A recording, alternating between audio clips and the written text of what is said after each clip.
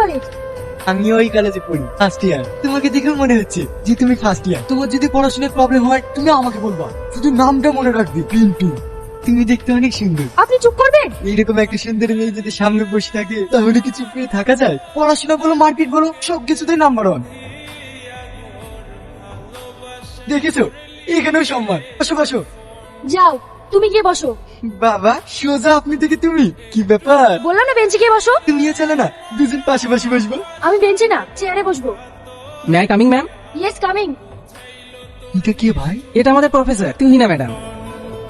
Everybody listen, এটা আমাদের কলেজের বেস্ট স্টুডেন্ট মিস্টার পিন্টু। তোমাদের কোনো সমস্যা থাকলে পিন্টুকে জানাবে। কি হলো পিন্টু, সবাইকে সাহায্য করবে তো?